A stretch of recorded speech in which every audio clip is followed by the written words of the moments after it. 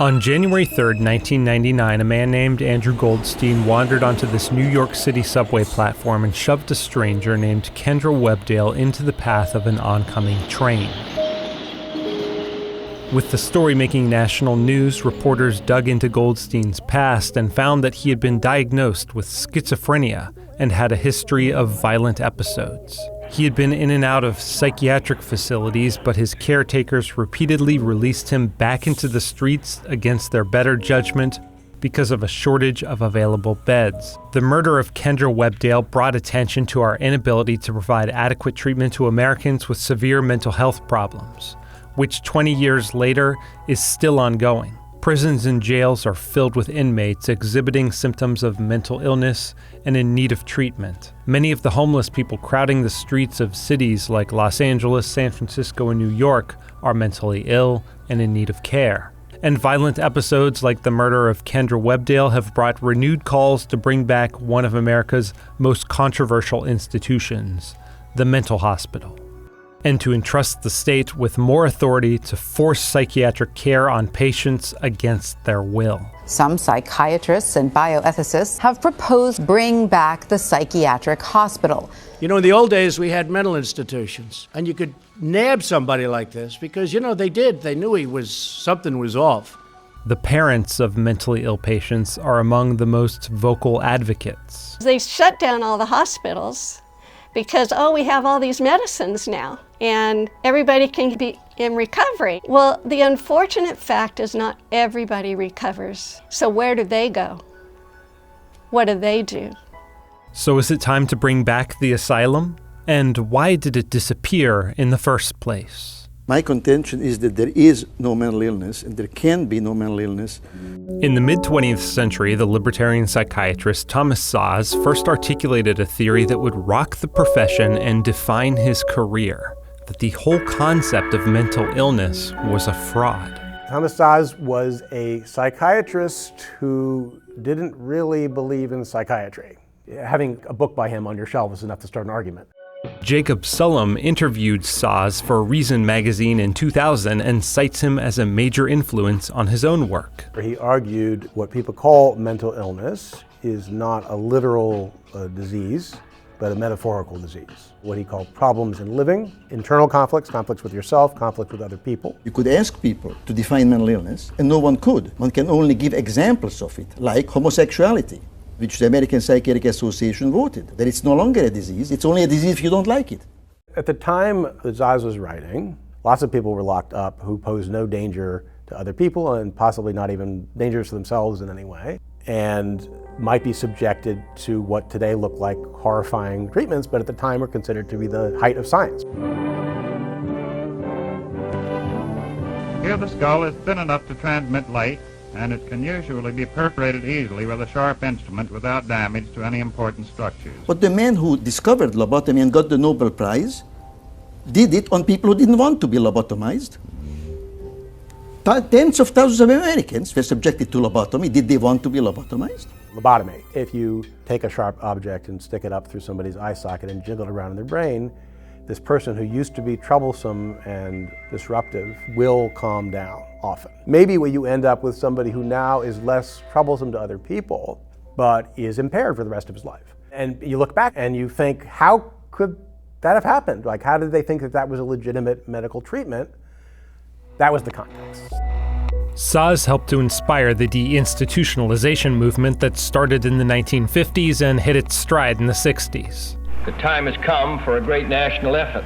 Nearly half of the 530,000 persons in our state mental hospitals are in institutions with over 3,000 patients, getting little or no individual treatment.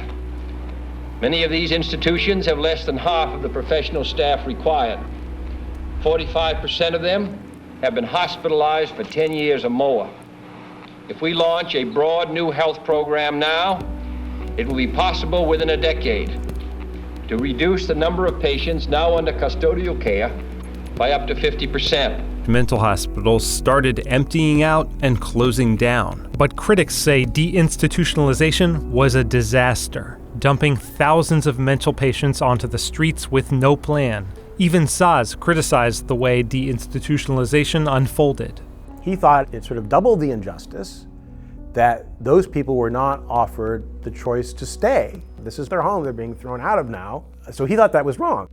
The number of psychiatric hospital beds available dropped by 95% between 1955 and 2005, according to the Treatment Advocacy Center. Starting in 1960, as the mental health population in hospitals declined, the number of mentally ill people in jails and prisons shot up. A 2011 Supreme Court case filed against the California Bureau of Prisons revealed that some mentally ill inmates were held in telephone booth-sized solitary cells. Some reformers say it's time to cast aside Thomas Saz and his attack on the mental health establishment. I gotta say, Saz has been totally disproven. It's kind of like believing the church's teachings on an earth-centric universe. DJ Jaffe first became aware of the enormous problems in America's mental health system after his sister-in-law was diagnosed with schizophrenia, and it proved enormously challenging to get her the treatment she needed. My sister-in-law thought that people across the street were talking about her. The FBI planted a transmitter in her head. There are a section of the mental health industry that believes being psychotic and delusional is a right to be protected rather than an illness to be treated. Being psychotic and delusional is not an exercise of free will, it's the inability to exercise free will, and medications can free people from the Bastille of their psychosis and enable them to engage in society. Jaffe says that Saz did offer a valid critique of overreach and overdiagnosis in the mental health industry. There are pieces of these anti-psychiatrists which are true. When you talk about somebody with mild depression, mild ADHD, is it so abnormal as to be classified as a disorder? And we are certainly overdiagnosing and medicalizing that group. People have gotten the sense that he had a good critique at the time, but it's sort of outmoded. It really isn't outmoded. I mean, if anything, the territory claimed by psychiatry is expanding more and more. Look at all the other things that are covered by the Diagnostic and Statistical Manual, which is the psychiatric Bible, right? But when it comes to the 4% of the population that the National Institute of Mental Health characterizes as having a serious mental illness, Jaffe says healthcare professionals need far more power to involuntarily commit patients to dedicated treatment centers. The civil commitment law is not good enough. It basically requires someone to become danger to self or others. We should prevent people from becoming danger to self or others, not require them to become danger to self or others. Jaffe also advocates for a policy called assisted outpatient treatment. New York passed Kendra's Law in November 1999 after Goldstein's murder of Kendra Webdale. It allows a judge to order outpatient treatment for anyone with a psychiatric diagnosis who's recently been jailed or hospitalized as a result of going untreated and who the court determines will likely deteriorate further without intervention. And I would suggest that it is a libertarian's dream. It has lowered rates of homelessness, arrest, incarceration, needless hospitalization in the 70% range for the most seriously mentally ill. And from a libertarian perspective, they maintain more of their freedoms than the alternatives, which are inpatient commitment or incarceration. This idea that we should just abandon the seriously mentally ill who don't recognize their need for treatment serves neither the liberty interest of the individual, the financial interest of society, or the interests of trying to keep the public safe. When you're trying to get help for someone, especially for Misty, who didn't feel like she needed help, it's very, very difficult. Linda Mayo, who lives in Modesto, California, has been advocating for the enactment of Laura's Law in her home county. She's the mother of twin daughters, both with severe mental illnesses, and it's through their experiences that she became an advocate for strengthening the involuntary commitment and compulsory treatment laws. It's not a panacea. It's not going to help everyone. But the people who refuse treatment and consistently refuse treatment, and who are in and out of the hospital, in and out of jail, homeless, suicidal, it can help them. Mayo believes that the legal obstacles to involuntary commitment could have cost her daughter her life. One day 5 years ago, Misty, who was 38 and has schizoaffective disorder, vanished. Mayo discovered that after collecting her $200 paycheck, she had boarded a bus to Los Angeles. I was frantic. She was in a big city that she was unfamiliar with, and we had no family or friends there. Very little money. I thought $200, that's going to go fast. She had already been sleeping in the parks here before she left and roaming the streets. So I thought in LA, it scared me more. Another week and a half went by. Finally, the phone rang. It was LAPD. She was in a neighborhood and sitting on a cliff, and the neighbors were concerned about her. In Mayo's view, Misty posed a threat not only to herself, but to others as well. Mayo later found out that during the time she was missing, Misty had been arrested in a shopping mall. I can't tell you what was going through her head, but she was trying to take a baby out of a baby carriage. And the mother said no, and Misty didn't heed that. So she was arrested. For years, Misty had been refusing therapy and medication. After her arrest, the state had legal grounds for forcing her to comply with treatment. Linda believes this saved Misty's life.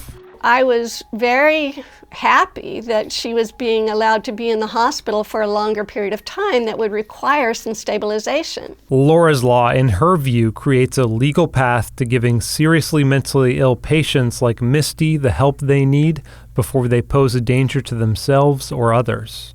This is one step saying, okay, we want to catch you in a court order before it's a crime, before it's a hospitalization, before it's homelessness. But some mental health advocates say that Laura's Law and similar bills violate the rights of even seriously mentally ill patients.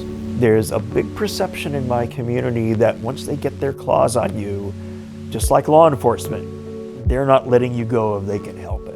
Richard Krzyzanowski, who himself has suffered from severe depression, is a patients' rights advocate who has worked for LA County representing mentally ill individuals committed against their will. Some of the most disempowering and dangerous words anyone can say is, we're doing this for your own good. We're here to help you. But if I'm not asking for help... When you see somebody walking down the street screaming, "I am the Messiah," it's not because they think they're the Messiah. They know they're the Messiah. They are unaware that they are ill, and we should be delivering treatment to them. But Krzyzanowski says that mental health professionals and reformers often abuse the concept of too sick to know you're sick to violate the rights of the mentally ill. It's a way of saying, I don't have to listen to you, or more to the point, you're now voiceless. The whole involuntary treatment is a hard balance. No one wants involuntary. All the advocates that I've talked to, this is the last thing that we want. But there are cases that require it. And Krzyzanowski says that even though the state institutions are gone, to this day, many psychiatric patients are locked in facilities for weeks or even months at a time under court orders giving legal power over financial and healthcare decisions to a third party under an arrangement called conservatorship. The most difficult calls we would get, especially during anybody's holiday season, would be people who are on conservatorship, were locked away somewhere.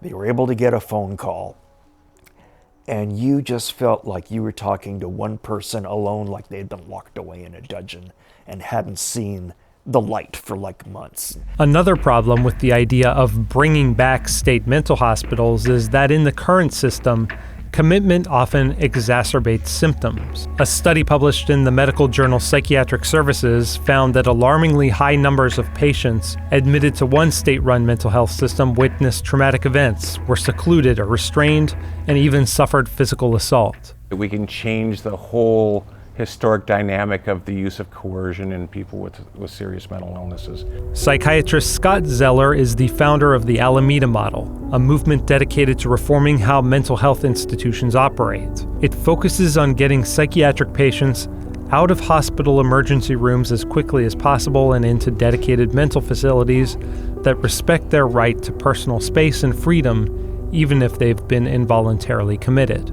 Typically, if you're in a psychiatric emergency, you're very paranoid, or you're very frightened, or you're very despondent, or you're very anxious.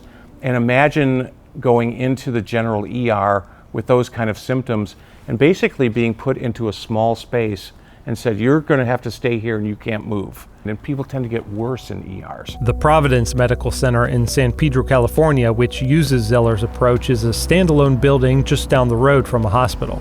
Unlike in hospitals, which are often lacking in on-call psychiatrists, staff are able to medicate and stabilize patients around the clock, sometimes through the use of telepsychiatry if a doctor isn't on site, with the goal of discharging them for outpatient treatment within the first 24 hours of admission. People can move about. Nobody's telling them, get back in that corner. What we find is the vast majority of the time, these folks are going to get better within 10, 15, 20 hours tops. And the idea that we were holding them for 3 days to send them to a hospital makes so little sense when you're thinking we could have had them home the same day. The average psychiatric emergency patient in a general medical ER, it may be 25 to 50% of them will end up being physically restrained, leather restraints around wrists, ankles. In an empath unit, we're talking about far less than 1%. People respond very well to a supportive, interactive, nurturing environment, not so much to a coercive, cold environment. Go figure. Is social deviation within the province of medicine? Zeller says there's one lesson from Zaz that family members of the seriously mentally ill should internalize.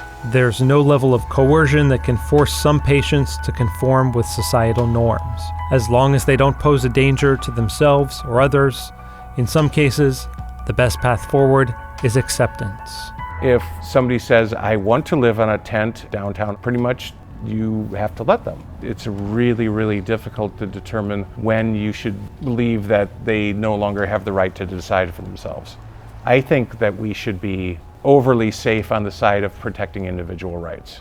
I can't have pictures up in my house of when they were babies and junior high and high school and college. It's the shine, the light in their eyes that I miss. That sense of joy and fun and happiness is out of the eyes, and that makes me really sad.